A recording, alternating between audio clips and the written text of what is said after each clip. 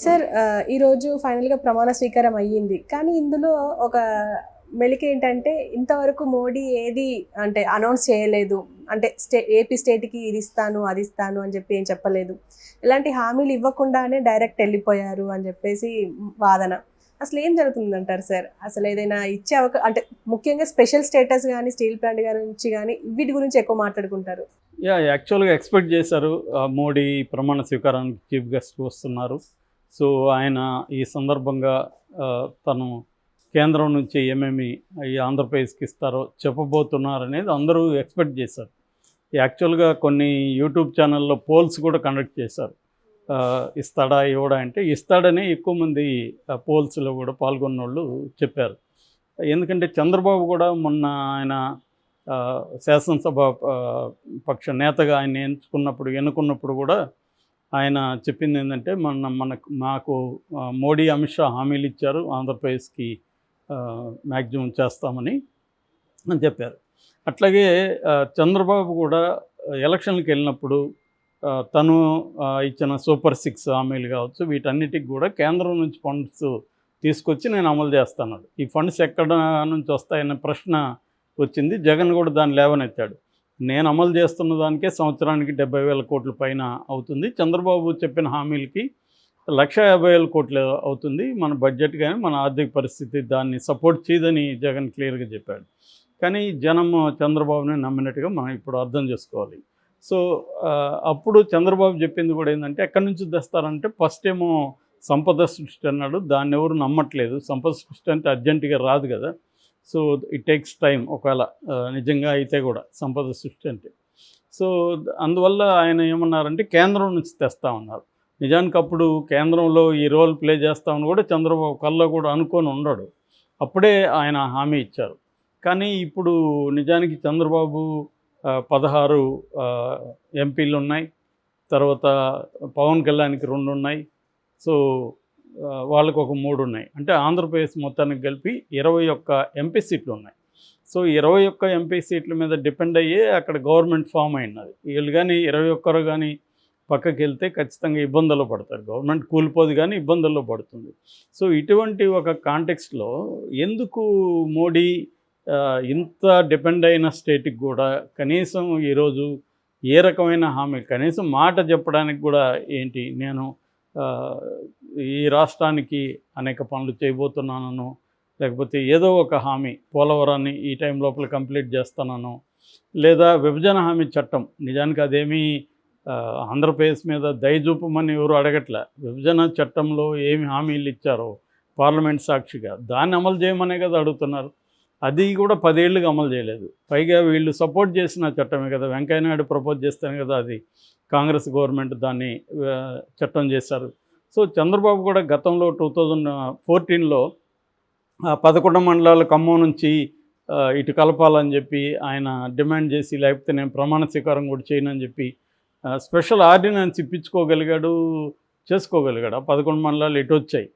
మరి ఇప్పుడు ఎందుకు అదే విధంగా పట్టుబట్టట్లేదు? ఇప్పుడు కూడా మీరు ఈ విభజన హామీలు నెరవేరుస్తామని మీరు హామీ ఇస్తానని నేను ప్రమాణ స్వీకారం చేస్తానని అడగచ్చు కదా మోడీని. సో కనీసం అందులో ఏవో కొన్ని హామీలు నెరవేర్చడానికి హామీ ఇవ్వమని అడగచ్చు కదా. సో ఏమీ జరిగినట్టు కనబడలేదు. ఒక పక్కేమో మనం 2 మంత్రి పదవులు ఇచ్చారు తెలుగుదేశానికి. ఆ రెండిట్లో కూడా వేస్ట్ ఇవి. అది సివిల్ ఏవియేషన్ దేనికి పనికిరాదు. ఇది అంటే పవర్స్ ఏమీ లేవు దాంట్లో. మన ఆంధ్రప్రదేశ్కి చేసేది కూడా ఏం లేవు. మనకున్న పోర్టులే అంతంత మాత్రం ఎయిర్పోర్ట్లు, దాంట్లో వీళ్ళు డెవలప్ చేసేది కూడా ఏం లేదు. సో ఇటువంటి ఒక పనికిమాలిన ఏదో ఇచ్చాము మంత్రులు అంటే మంత్రులు అన్నట్టుగా ఉంది తప్ప దానికి ఏమీ ఒరిగిందేమి. ఇక్కడ చూసాం మనం, కిషన్ రెడ్డి 5 ఏళ్ళు ఉన్నాడు, తెలంగాణకి ఏం చేశాడు ఆయన.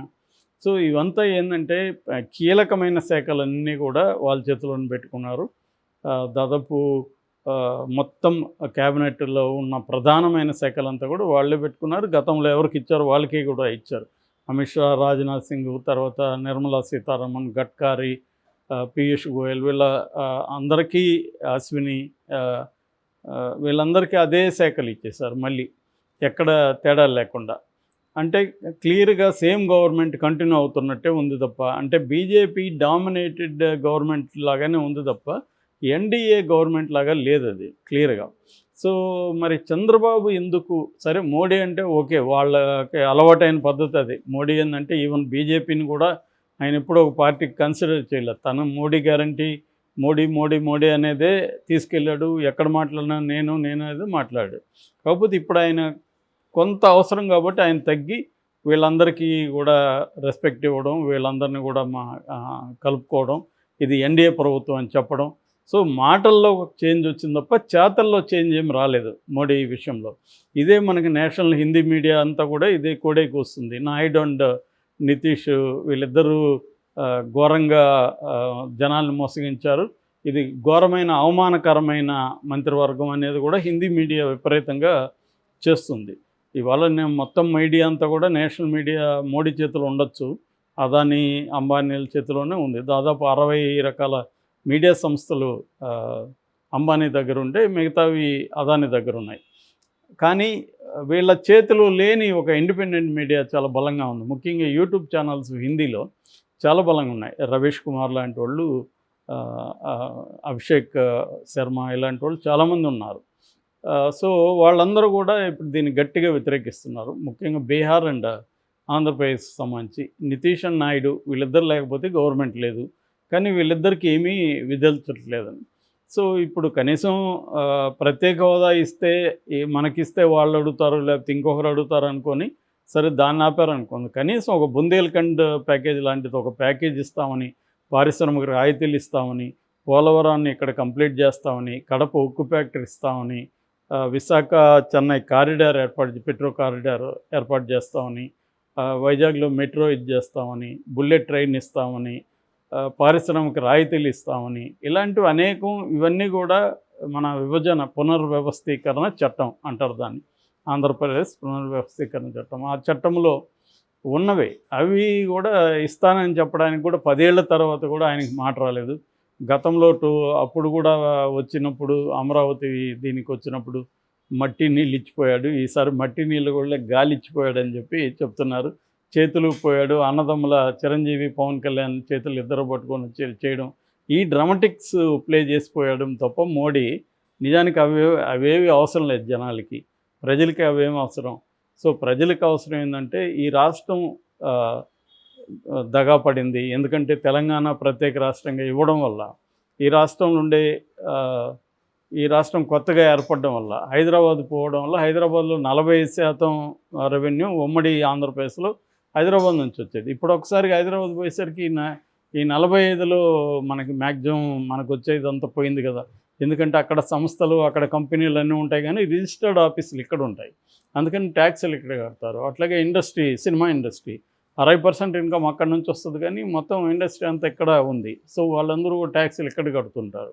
సో ఈ రకంగా హైదరాబాద్ కోల్పోవడం వల్ల అక్కడ జరిగిన నష్టం ఏదైతే ఉందో దానికి పునర్వ్యవస్థీకరణ చట్టంలో, దాన్నే విభజన చట్టం అంటారు, ఈ చట్టంలో నీట్గా అన్ని పొందుపరిచారు ఏమేమి ఇవ్వాలి, ఎలా ఇవ్వాలని. దాన్ని మోడీ గవర్నమెంటు ఇప్పటి వరకు ఏమీ పట్టించుకోలేదు. చంద్రబాబు ఉన్న 5 ఏళ్లలో చంద్రబాబు సాధించలేకపోయాడు, జగన్ ఉన్నప్పుడు జగన్ సాధించలేకపోయాడు. నిజానికి చంద్రబాబు ధర్మ పోరాట దీక్ష కూడా చేశారు దీని మీద. అప్పుడు ఆ తర్వాత వదిలేశారు. మొన్నటి వరకు జగన్ను విమర్శించారు, వీళ్ళేమీ తీసుకురాలేదు, జగన్ లొంగిపోయాడు, కేసులు ఉన్నాయి కాబట్టి. మరి చంద్రబాబు ఎందుకు భయపడుతున్నాడు, చంద్రబాబు ఎందుకు గట్టిగా ఫైట్ చేయట్లేదు? ఆ డిమాండ్లు ఇచ్చినాకనే ఆ డిమాండ్లు మీరు హామీలు ఇచ్చినాకనే నేను ప్రభుత్వంలో చేరతానని ఎందుకు చెప్పకూడదు? చెప్పుంటే ఈరోజు హీరో అయ్యేవాడు దేశవ్యాప్తంగా చంద్రబాబు. ఎందుకంటే ఆయన రాష్ట్ర ప్రయోజనాలను తాకట్టు పెట్టుకోదలుచుకోలేదు అనేది వచ్చిండేది, మోడీ కూడా దిగి వచ్చిండేవాడు. సో కనీసం ఇప్పుడు ఆయన ఎంతో చాకచక్యంగా పురంధేశ్వరికి స్పీకర్ పదవి ఇప్పించడానికి రకరకాల వ్యూహాలు వేశాడని చెప్తున్నారు. మరి అదే వ్యూహాలు రాష్ట్ర ప్రయోజనాల కోసం చంద్రబాబు ఎందుకు వేయలేకపోయాడు? సో దీన్ని సపోర్ట్ చేసేవాళ్ళేమో చంద్రబాబు అట్లా బ్లాక్మెయిలింగ్ క్యారెక్టర్ కాదు, ఆయన మెల్లగా చేస్తాడు అని సర్దు చెప్తున్నారు. సో ఇక్కడ బ్లాక్మెయిల్ ఏముంటుంది? మన 10 ఏళ్ళుగా అమలు చేయని ప్రయోజనాలను అమలు చేయమని అడగడం బ్లాక్మెయిల్ ఎట్లా అవుతుంది? అమలు చేయమనే కదా అడుగుతున్నారు, అది హామీ ఇవ్వమని అడుగుతున్నారు. సో ఈ హామీ ఇస్తున్నా కనీసం బైండ్ ఓవర్ వాళ్ళైతే ఒక టైం లైన్ పెట్టుకొని చేయొచ్చు. ఇప్పుడు అన్నీ ఏమో గుజరాత్కి తీసుకెళ్ళిపోతున్నారు, బాంబే ఆ చుట్టుపక్కల అక్కడ చేస్తున్నారు, బీజేపీ పాలిత రాష్ట్రాలకే మొత్తం ఇస్తున్నారు తప్ప ముఖ్యంగా సౌత్కి చాలా దారుణమైన అన్యాయం జరుగుతుంది. దీనైనా చంద్రబాబు చేస్తాడేమో అని ఇతర ముఖ్యమంత్రులు కూడా ఆశిస్తున్నారు. స్టాలిన్ ఓపెన్గానే అన్నాడు.